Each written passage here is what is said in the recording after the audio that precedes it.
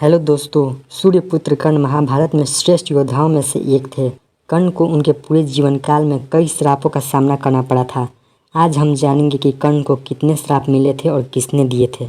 सूर्यपुत्र कर्ण को पहला श्राप उनके गुरु भगवान परशुराम ने दिया था। जब एक बार परशुराम जी उसकी गोद में सर रख कर सो रहे थे, तब लाल चींटे कर्ण के पैर में काटने लगे।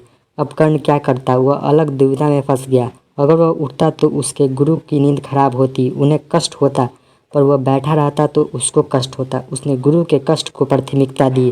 कर्ण ने सोचा गुरु को कोई तकलीफ नहीं होनी चाहिए। इसी सोच के चलते वह बिना हिले डुले एक ही जगह पर बैठा रहा और लाल चींटे कर्ण का पैर का मांस खा गए।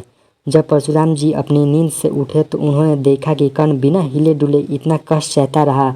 इतनी तकलीफ तो केवल क्षत्रिय ही सहन कर सकता है, क्योंकि वे क्षत्रियों को शिक्षा नहीं देते थे। इस बात का ज्ञान होते ही वह क्रोधित हो गए और बिना कारण जाने ही कर्ण को श्राप दे दिया कि जिस पल उसे अपनी शिक्षा की सबसे ज़्यादा ज़रूरत होगी वो उसे भूल जाएगा। और हुआ भी कुछ ऐसा ही।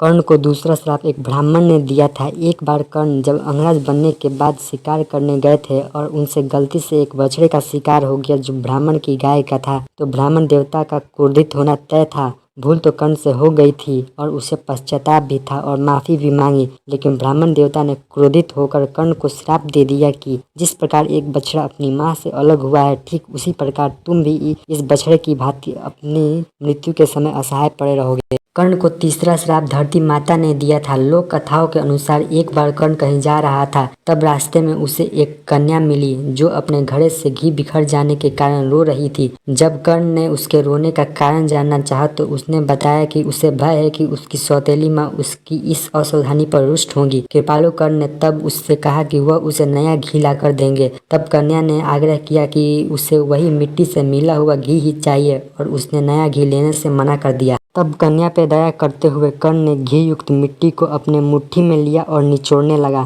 ताकि मिट्टी से घी निचोड़कर घड़े में गिर जाए। इस प्रक्रिया के दौरान उसने अपने हाथ से एक महिला की पीड़ायुक्त ध्वनि सुनी। जब उसने अपनी मुट्ठी खोली तो धरती माता को पाया। पीड़ा से क्रोधित धरती माता ने कर्ण की आलोचना की और कहा कि उसने एक बच्ची के घी के लिए उन्हें इतनी पीड़ा दी। और तब धरती माता ने कर्ण को श्राप दे दिया कि एक दिन उसके जीवन के किसी निर्णायक युद्ध में वह भी उसके रथ की पहिया को वैसे ही पकड़ लेंगी जैसे उसने उन्हें मुट्ठी में पकड़ा है, जिससे वह उस युद्ध में अपने शत्रु के सामने असुरक्षित हो जाएगा।